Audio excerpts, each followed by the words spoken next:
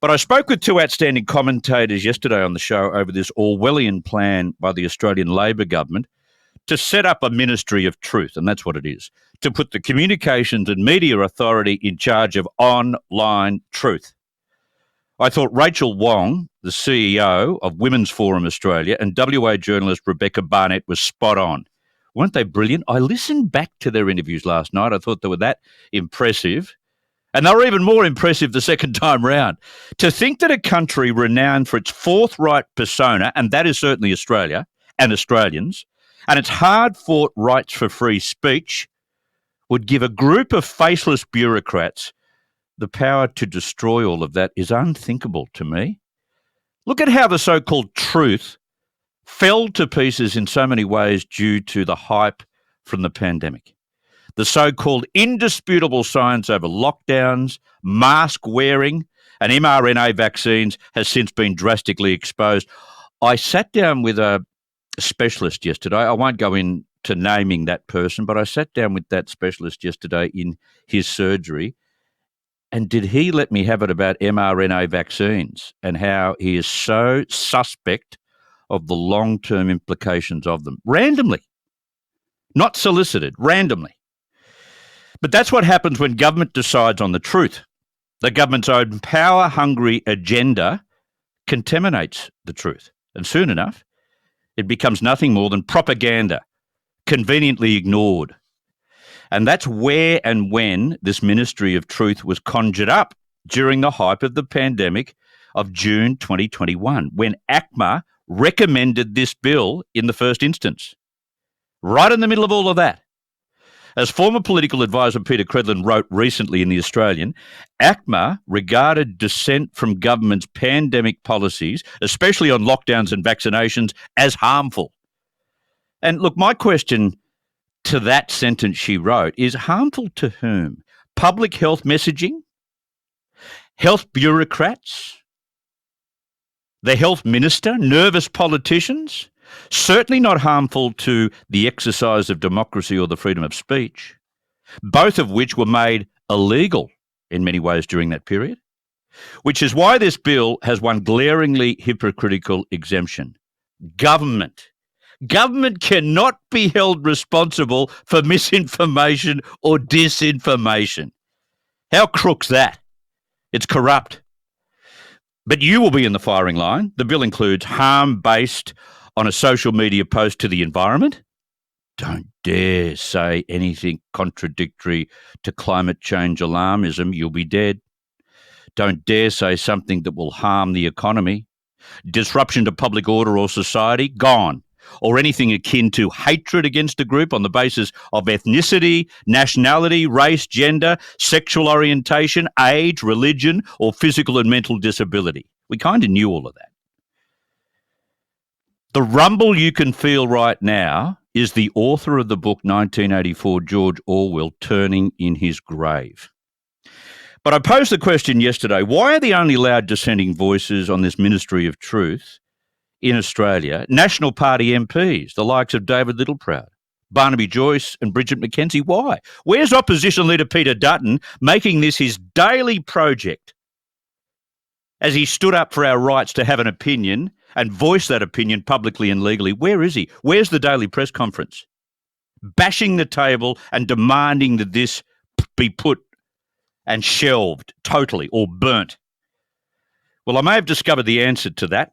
I found a copy of a press release authored by Shadow Communications Minister David Coleman, dated the 25th of June. It's titled, Proposed Mis- and Disinformation Laws Require Careful Review.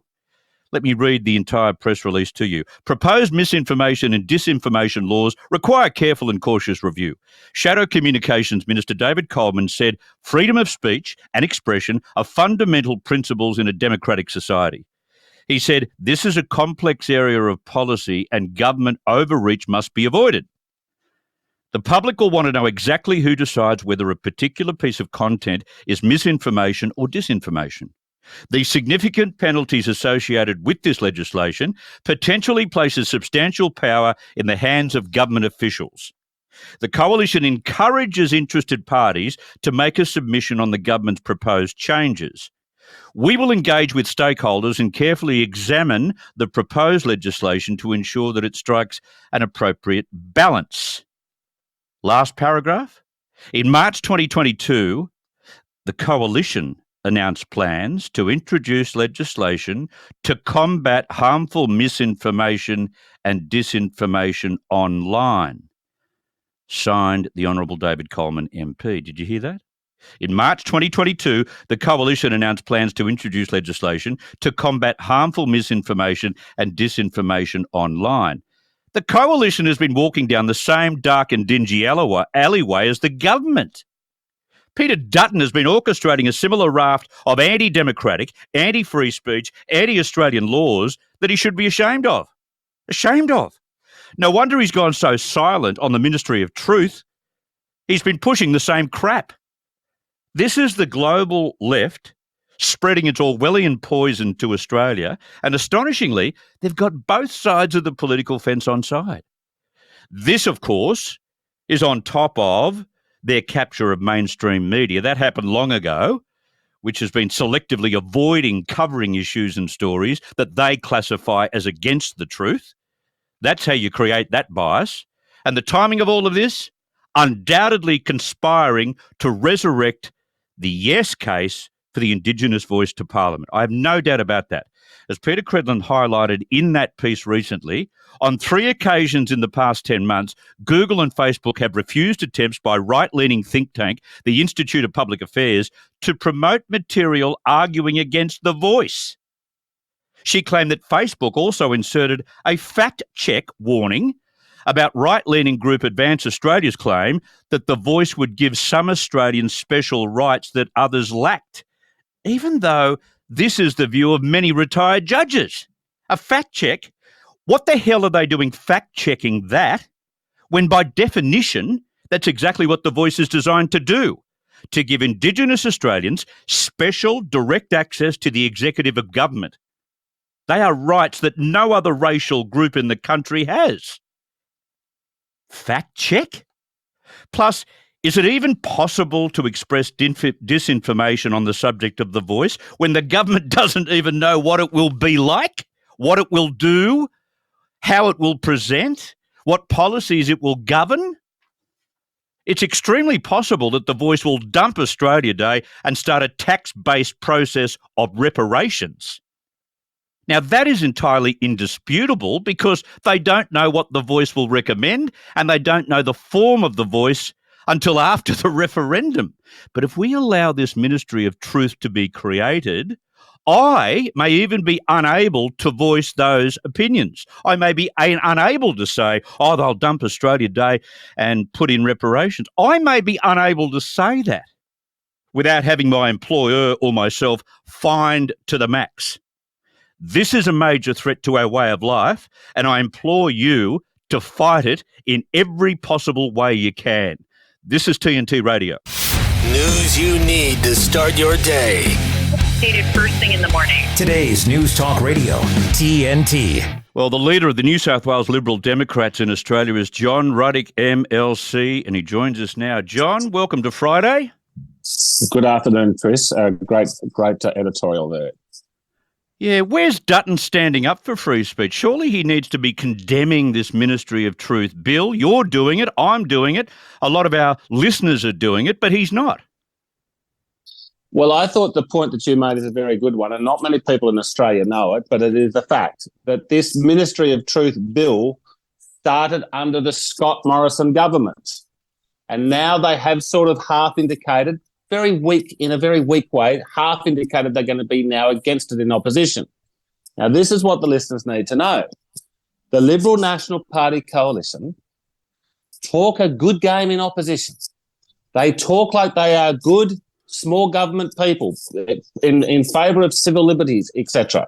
Then they get into government and then they're Labor light. They sell out on everything. Now, even Tony Abbott, who's one of the better ones, remember when he was in opposition, he said, we're going to get rid of this 18C, this prohibition on free speech.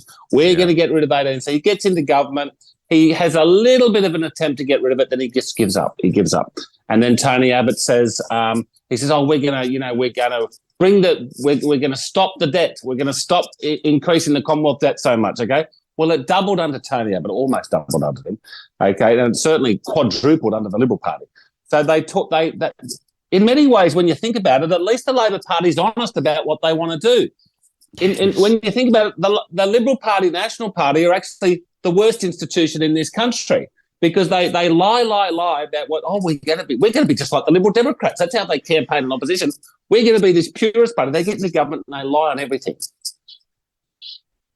Can I say this to you, though? I remember what happened in March 2022 because I was hosting some programs at Sky at the time and I covered it. This was due to work done between the Prime Minister at the time, Scott Morrison, and Erin Molan. And this was about stopping trolling and abuse online against people like her. What we didn't know was that was only used to come at censorship from a different angle. Well, look, what poor old Erin Molan put up with, and you put up with, and I put up with, is extreme, intense personal abuse, and it is criminal. Now, when that's happening, yes, of course, that's got to be taken off the internet. But I mean, you and I, Chris, put up with it all day, every day, and we just sort of accept it as a man. Okay. Now but look, this is why are they coming out hard now on this disinformation, misinformation thing? I don't think they care about COVID or this stupid vaccine anymore. That's all in the rearview mirror. Why do they want these powers to suppress speech? I'll tell you why I believe it's, Chris. They want to stop debate on global warming science, and they want to stop debate on transgender surgeries and chemical castrations. Yeah. Because they can't win that. If we have a free and open debate, they're going to lose the global warming debate. Yeah. They can only win it if it's suppressed. And with the transgender stuff, I know it's a sensitive issue, but I feel pretty confident that they have gone way too far in putting chemicals into young teenage kids, confused kids, and physically changing their bodies through surgeries. I think that we've got to have a pause on this, but they don't want it. They don't want to debate about it. They don't want it. They want it. They want to make it a crime to have an alternative opinion on those subjects. Yeah, this is what it is exactly right. This is not a conspiracy theory. There is a reason for this, and they are the reasons. They can't win these debates, and as long as we keep standing up for what's right, they will keep hunkering under their desks, trying as hard as they possibly can to give powers to bureaucrats to censor what we say. I've got to take a quick break. I'll come back with you, John, on TNT Radio. You should hear what Steve Hook is talking about. Musk is saying that they actually literally Meta hired actual Twitter employees who worked on Twitter, and that they're kind of unfairly and illegally using all the stuff that they learned over there at Twitter to create Threads, which by all accounts and appearances does appear to be another Twitter. I think it looks exactly like Twitter. I think that Musk will win that lawsuit. I think that it's a sham that they would say, oh, hey, listen, it's the fastest growing site ever, 30 million. Well, first of all, it hooks up directly to Instagram, so that's easy. When Musk bought Twitter, it was dying on the vine. I was blacklisted on Twitter for no apparent reason. I just want to see the cage match, damn it. I don't give a damn about the lawsuits. But you can tell that these guys it's the battle of the billionaires here. And one is on the side of free speech and one is on the side of, it's going to be happy. Happy, what does that mean? Who determines what's happy over there at Threads? Steve Hook and today's News Talk Radio, TNT. A better business tip from TNT Radio. News Talk Radio listeners are some of the most active and involved listeners of any format. TNT Radio listeners rely on TNT Radio often as their primary source of information. They trust TNT Radio and are highly engaged with the content. If you'd like more information about advertising on TNT Radio, simply fill out your details on our contact page and we'll be in touch. To find out more, go to tntradio.live. The voice of a changing world, Chris Smith, on today's News Talk Radio, TNT. From the mighty New South Wales Liberal Democrats, John Ruddick is my guest. Let's talk about the Greens and their views on this ACMA disinformation regime. Do they support freedom of speech, or do they like having censorship shackles on people who don't agree with them? It's extremely interesting. In the 1970s and the 1980s, it was the right wanting to censor people. And the left, like who the Greens are now the inheritors of, were the ones claiming to be in favour of free speech, and they were. Now, there is a difference in that, do you remember in the 1980s, we'd have Hey Hey It's Saturday, and occasionally, 3 or 4 times a year, they would say something lewd or they would use a naughty word. And when they did, the switchboards would be flooded with church-going Christian-type people saying, this is outrageous, get them off there. And then Daryl Summers would have to come out and say, look, I apologise that someone said this or they used this word. And that was the censorship from the right. Now, I love your cultural history. It's fantastic. Go on. Yeah. Well, you remember Doug Mulray, Kerry Packer. Remember Doug Mulray had his own TV show and Kerry Packer killed it after 2 episodes because he was saying rude stuff, right? Now, this was censorship from the right on the left. The left was defending smut, okay? And guess what? The libertarians were on their side because we don't want anything to be banned, because start banning one thing, well, then there's another 15 other things to ban. Now, what have we got today? We've got the left banning the right, censoring the right, and the Greens are part of this. Now, what do the left want to ban the right over? Well, only the truth on global warming and the vaccines and COVID. So they were wanting to ban us for truth. But look, it's just easier. It's just easier if everybody can have their say, and there'll be a lot of dumb things will be said if everyone can have their say. And guess what? The free market will work it out. So I am calling on the Greens. I am calling on the Greens at a federal level and a state level to stand by one of your founding principles, which is absolute free speech, a free exchange of ideas. And I very much hope they will do it. But I do remember when Craig Kelly got kicked off Twitter or Facebook, Adam Bandt, the leader of the Greens, really nationally, he put out a tweet saying, laugh my A off, okay? And he thought he was celebrating it. He was celebrating it. So I hope the Greens can get back to what they should believe in, which is freedom of speech. Yeah, very, very true. Now, talking about things that are banned and tend to take off, how popular has do they call it maiden speech or opening speech now? Once it was banned by YouTube, how popular has it been? Well, the official term is the inaugural speech, but yeah, we like to believe in a bit of tradition. So we like to believe in tradition around here. We call it the maiden speech, Chris, of course. Yeah. And we're very honoured to have you in the gallery that day. Yeah. Well, what happened was, we had the little party afterwards, which was a lot of fun. Yeah. And then we come to work a little bit hungover on the Thursday morning. Some of you did. Yes. Yeah, not Chris Smith. No, he was absolutely not anymore.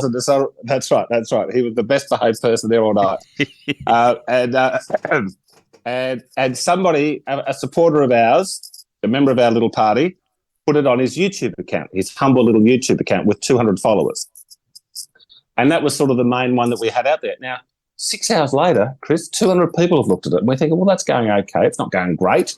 But, it's not. But then we find out that humble little YouTube account, some little feral, crazy, left-wing nutter who's got nothing to do better with his or her life has gone and reported it to Twitter, to YouTube.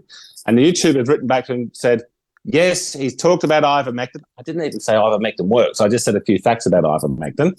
And they banned it. Okay, so then when I heard that, I was coming home in the cab. We're going across the Sydney Harbour Bridge with two guys who work for me. And I said, okay, let's go straight to my place. Let's get a case of beer.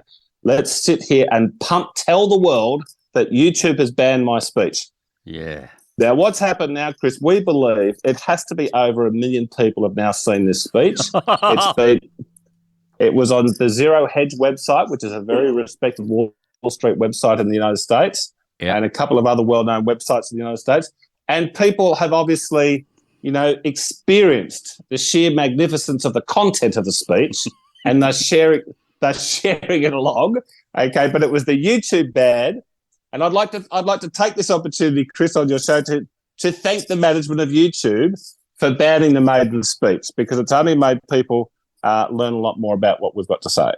Congratulations to YouTube. And for those who haven't seen it yet and will now look for it now that we've spoken about it, there's nothing extreme about it, John. You were mild, you were moderate. There was nothing extreme about it. And for YouTube to overreact the way they did just shows you that when we have a Ministry of Truth in Australia, you'll not only be banned for saying extremist things, but anything that you think is legitimate opinion, you'll be scrapped off and lose your account as well, because they will make a decision based on the protection of their business, the protection of being fined or against being fined. And so therefore innocuous statements will be censored and gone. And, let's say if we've got a totally free speech society and there's 100 new ideas that put out in the next week, okay, and let's say 99 of those 100 ideas are just stupid ideas, okay, and let's say one or two of them are even sort of, really wild. 1 out of 100 is going to be a new truth, okay, like Galileo or Socrates, who got killed for free speech, 300 years before Jesus. Sure.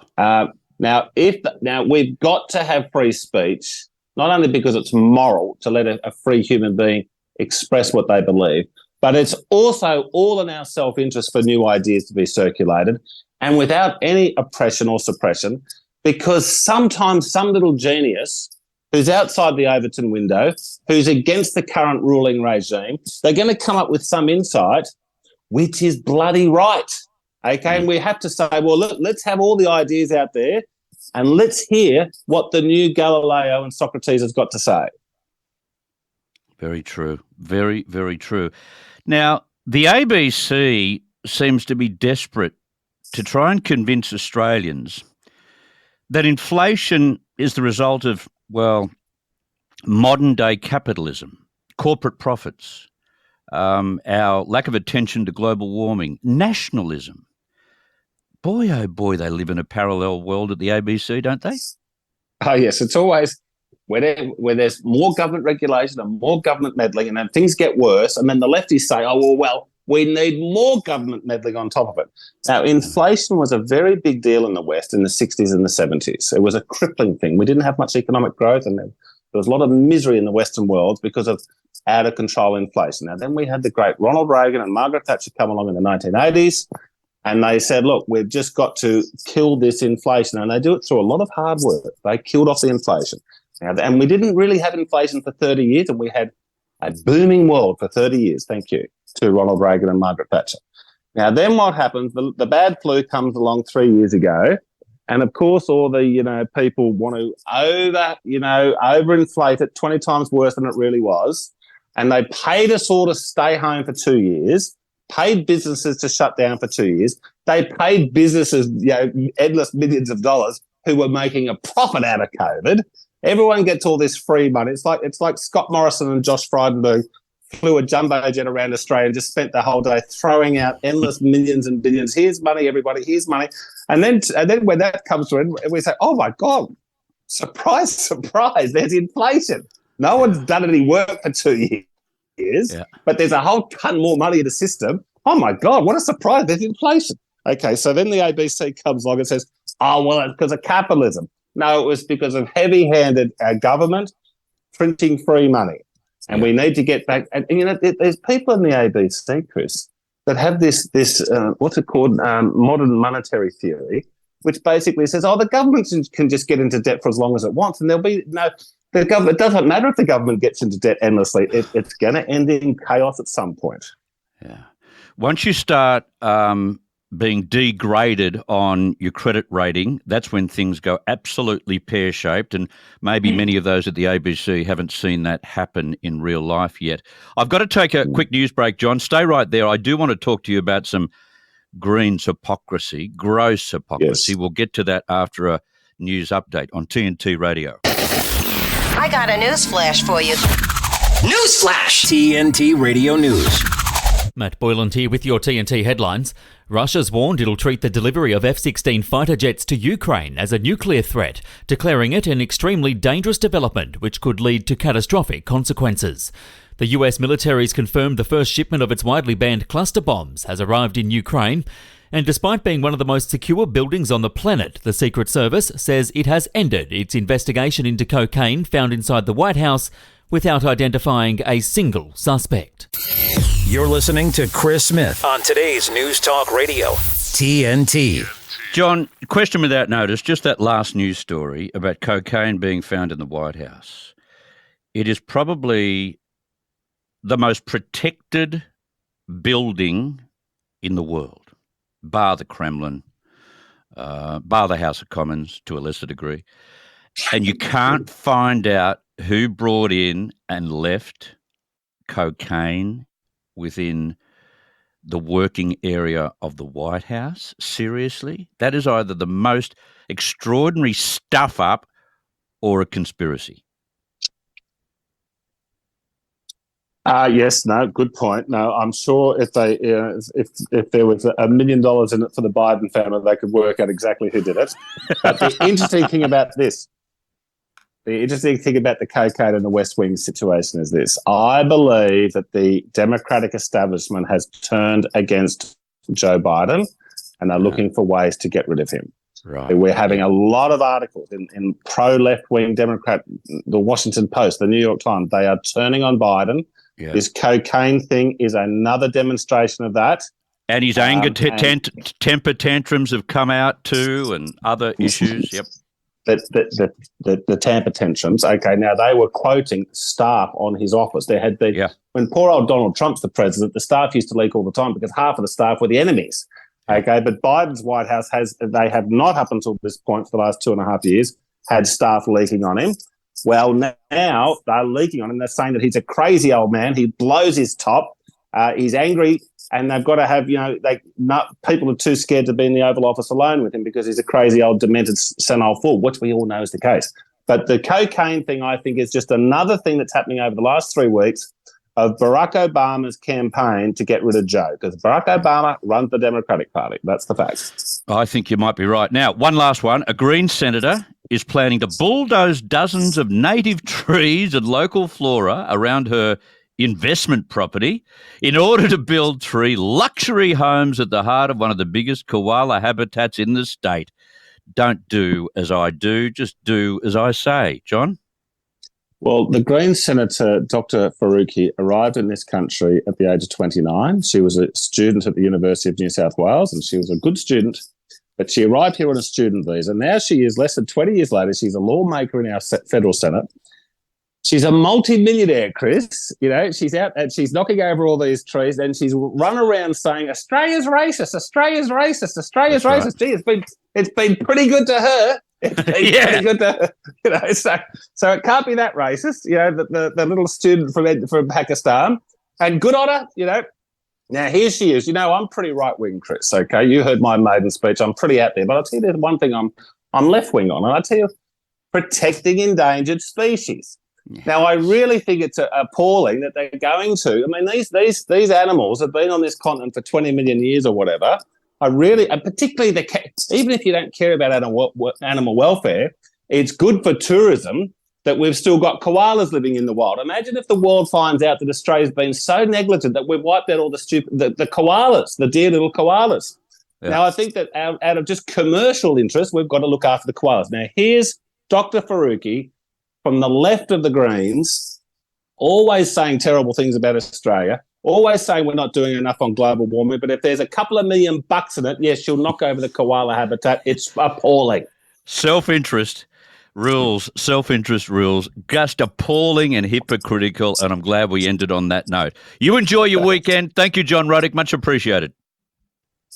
Good, Chris. Thanks for having me. Thank you. Okay, John Ruddick, leader of the New South Wales Liberal Democrats. Fantastic to have him on board. Now, I don't know whether this is just my imagination or not, but I'm sensing that ever since the creation of Twitter competitor Threads by Mark Zuckerberg and Meta, active social media users are starting to separate themselves politically. Now, as a Conservative, I'm facing less aggro from left-wing followers than I usually strike. I'm only getting 20 or 30 aggro attacks a day, which is way down on what I'd normally get. I'm seeing a few high-profile Twitter users dump the Musk-owned Twitter sphere for Zuckerberg's Threads. And from what I've glimpsed on Threads, it's got a liberal bias.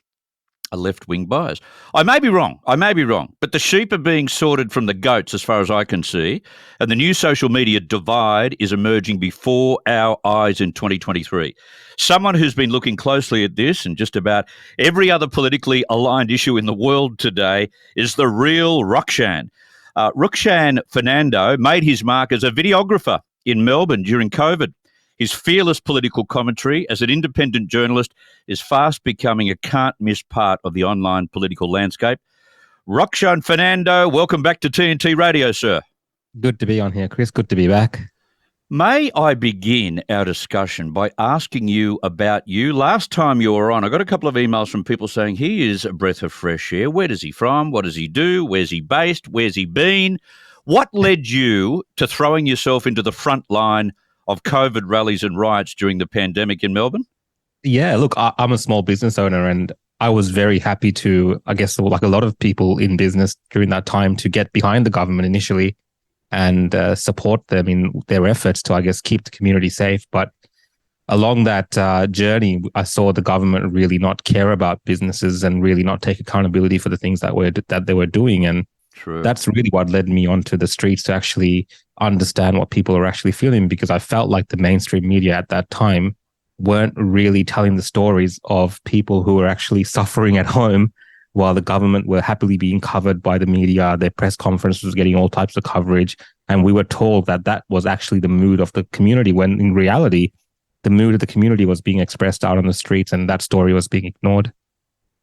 Yeah, it was almost like as if the media outlets were being brainwashed by the lengthy political press conferences, which was so much fun for a reporter because everyone would get to ask a question. It's like going to the show. Everyone gets to win a prize. And then on top of that, we also were brainwashed by so-called eminent epidemiologists that fell for Big Pharma and told us all, oh, no, these mRNA, they've been in existence for a long, long time, all part of research, all well and truly tested. And we were told by eminent epidemiologists that it was all good. So all of a sudden the media gets brainwashed and they weren't looking at things from an independent perspective, were they?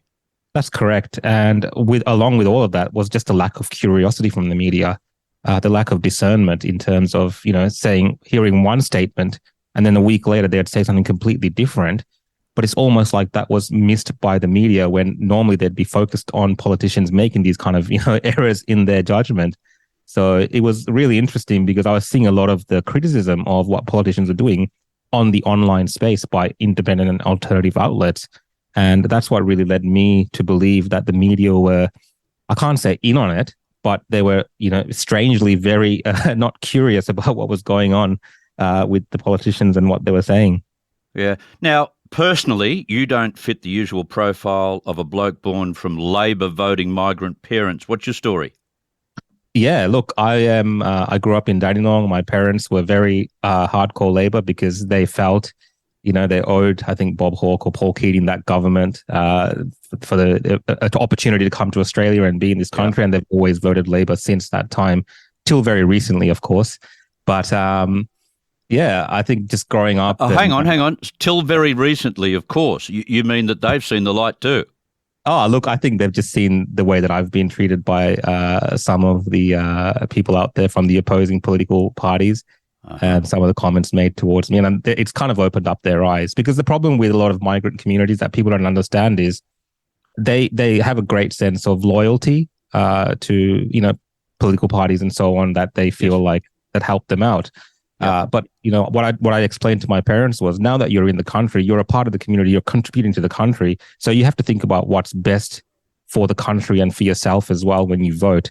You can't just vote along these blind party lines, because it matters to your children, myself, and your grandchildren and future generations, that the decisions you make can't be just about what a party did 10, 15 years ago. It has to be about now and the future. And I think that hasn't crossed over to many, especially new migrant communities that come to Australia. They get captured by these activistic style political organizations that, I don't want to say tricked, but that's what it feels like, tricked into conforming to a certain type of political viewpoint.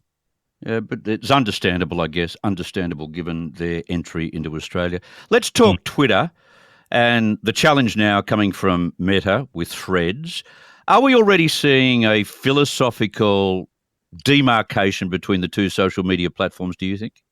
Yes, 100%. I mean, very early on, Zuckerberg's Threads competitor, they've made it very clear that they want to be a friendly environment, which is not a bad thing, but they've made that very clear. And that's, a specific philosophical kind of point of view in terms of how they want to be perceived. Soft, and also, friendly, light, lovely. Friendly, that's right. And I think the head of Instagram actually went on Threads and made a comment to the effect of political commentaries. You can have political commentary on this platform, but it's not something that will actually algorithmically support or look into too much, which a lot of people then on the left and the right on Threads was a bit taken aback by that, because they're not going to prioritize news content on their platforms because it might cause them issues with their advertisers. So even though in my opinion, they claim that it's a competitor to Twitter, the fact that they can't bring themselves to be competing in that space, I think it's already it shows you they're already on the way down in terms of their viability as an alternative to Twitter. Yeah, it's like comparing oranges and apples, really. Although the ABC's left-leaning radio and TV host Patricia Karvelis has been lured over. Off Twitter now, she says, and off to be zucked. That's right. And she lasted about... I actually took a screenshot when she first put that post up on Twitter saying her farewells. And it reminded me of that time when all the during the elections, when all the liberals in America would be like, "Oh, we're leaving to Canada if Trump gets in," and they never left. That's right. And just like that, Patricia Karvelis, I think she lasted about 2 days till she came back to Twitter. And it's crazy because they're leaving behind massive platforms that they've received on Twitter, building over a few years to go to this new platform by Mark Zuckerberg, where his basic premise is that he will censor you and he will cut out free speech. Now, I can understand if some person that's talking about knitting or something wants to be on Threads, but if you're engaged in politics and you're a part of this kind of the sphere of discussing politics, why wouldn't you want to be on Twitter as well as Threads? Like this kind of demarcation and this them saying that we're going to leave this platform and go there, and we want to be in this safe space. I think it's a bit funny for a journalist to be doing that type of thing, and it really shows you how soft these journalists have become. And ABC is soft because on Threads, the first few posts by the actual ABC network on Threads were just threading Network 10, Network 9 about, with love hearts saying that we'll follow each other forever. All this type of kind of, soft, very childish type of things for a network. Funny, yes, but it shows you their attitudes. And I actually laughed at the ABC's post on Threads, and instantly I was banned by them, blocked by them. So that's how soft they are on Threads. Wow.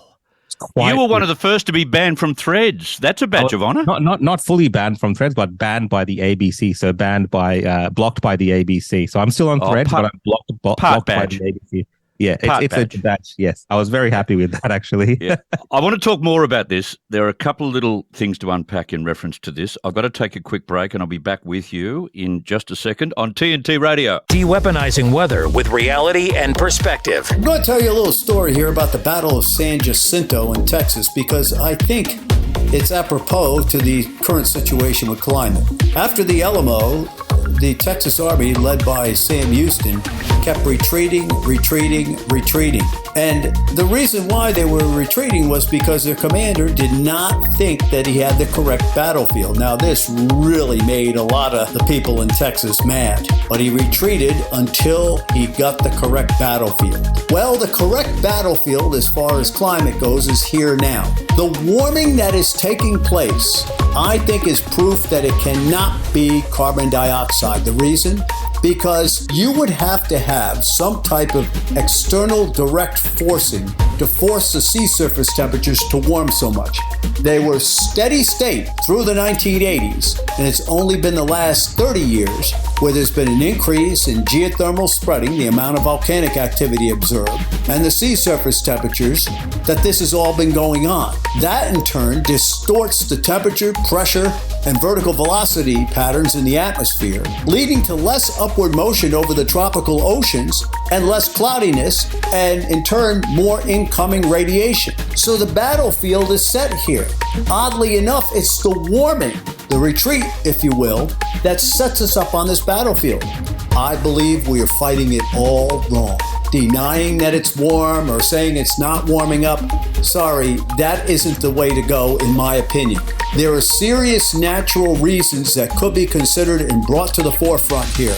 Now, who's commanding our army? Is it Sam Houston? I don't know. This is TNT Climate and Weather Watchdog meteorologist Joe Bastardi asking you to enjoy the weather. It is the only weather you've got. How hard is it to unlock your car? Not hard. How hard is it to shut your car door? Not hard. How hard is it to start your car? Not hard. How hard is it to put your seatbelt on? People are still dying in car accidents because they were not wearing a seatbelt, which is stupid because it's not that hard. Smarten up, buckle up. Think road safety. A message from the Government of South Australia. This is the Chris Smith Show on today's News Talk TNT Radio. Rukshan Fernando is the real Rukshan, and he's with me right now. Okay, the Indigenous voice to the Australian Parliament. What are the reasons for you, at least at this stage, supporting the no vote?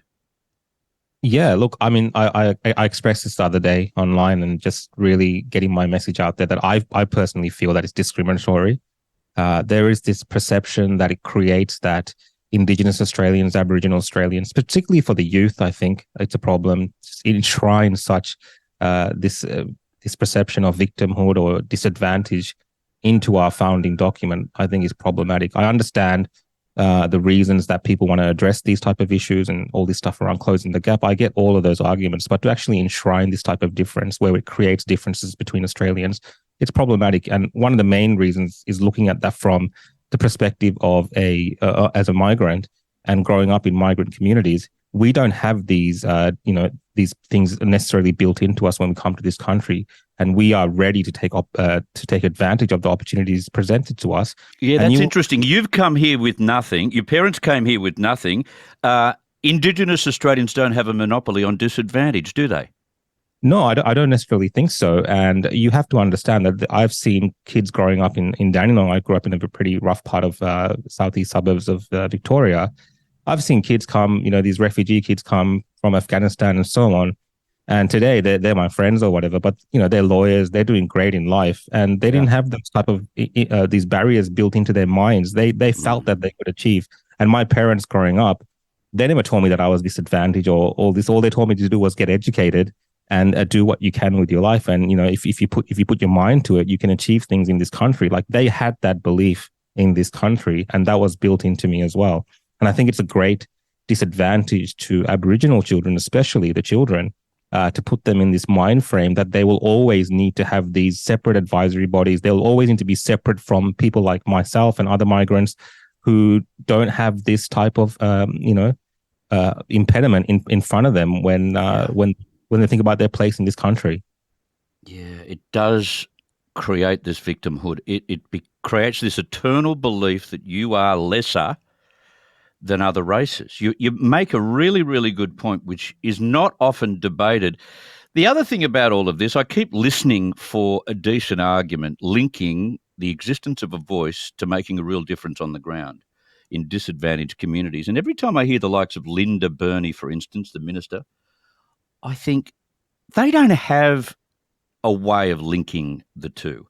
So they don't know whether the voice will make a difference or not. I heard her the other day saying, for instance, if we decide within the voice that kids aren't going to school, well, they can put that to the executive of government and then we can sort out exactly what we should do about it. Really? Yeah. What? Indigenous kids don't have a problem attending school? Every man and his dog, including every Indigenous person, knows that is a prime problem within young Indigenous communities. You don't have to have a voice and a new bureaucracy and have a $360 million referendum to work that out. Yeah, look, I mean, I personally, in my heart of hearts, I don't believe that this voice, even if it gets up, it will actually fix any of these issues that they're talking about. 5-10 years from now, we'll be talking about the same things and be looking for a different solution. The cop-out really is the fact that they say that we're doing this because this is all that's left to try. I mean, these kind of arguments are not conducive to actually creating proper, long-lasting solutions. And what I want people to understand is that a lot of people that come to Australia come from countries where they do have a voice, but those countries have failed them. So it's not necessarily always about having this particular voice that works in terms of helping people aspire and get ahead in life. Australia has something magic right now that works for people from all around the world. And there's no reason that could not work for Indigenous people and Aboriginal people in this country as well, with the system already in place to help them. So the fact that they need to create this other system for that shows you that it's something totally different that's going on, and it's never going to help fix the issues that they're talking about. No, and it's like putting a square peg in a round hole or vice versa, because we've got this unelected, undemocratic system we want to jam into a democratic, electable system, which is the Parliament of Australia. It doesn't make sense to me. So if we get some mad buggers running The Voice and pushing for reparations and a new tax regime whereby everyone pays a percentage of what their land is worth and all that sort of stuff, and we move Australia Day, maybe even scrap it completely, or whatever we do, and we want that to change because they're too extreme, we can't do a damn thing about it. Yeah, that's right. I mean, we don't know how all these things are going to play out, and we don't know how this will actually change the fabric of our societies going forward.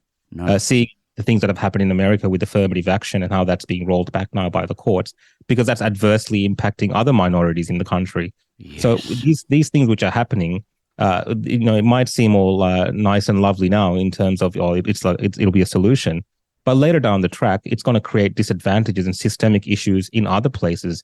And is that really the direction that we need to go in this country? I don't personally think so. I think it's not good for everyone in this country, not just Indigenous people. Spot on. And all those woke corporations and sporting bodies should be ashamed of themselves. You do proper due diligence on any kind of plan. You don't just agree to something that sounds all warm and fuzzy and politically correct. Now, to your old mates at Victoria Police, Rukshan, because of strict vaccine mandates, the force lost so many experienced coppers. But now they've had a change of heart about those compulsory vaccines, and they want all those sack coppers to return nicely, politely, and sign on again. I hope they tell the Victorian Police Commissioner to ram it where the sun doesn't shine. That's right. I mean, how can you go back to that type of organization? I mean, I can understand if people do that for the sake of having a job, but the way that they've been treated, in particular about the police that were very ruthless in the way that they went after the unvaccinated and people who were opposed to these type of things, who weren't doing anything illegal. They were practicing their democratic rights in terms of protesting. Yeah. The ruthlessness in which the police and people like Shane Patton, the Commissioner of Police, were talking about Victorians, then to turn around now and say, well, the vax requirement's no longer there, join our force as some type of feature of their recruitment drive that they're running at the moment. It's quite mind-blowing that they like this. And look, I would almost accept this type of thing if they had made an apology to the public, or they'd had some sort of accountability or some type of admission that there might have been some things where they, stuffed up back then, and the way that they treated people, particularly members in the police force.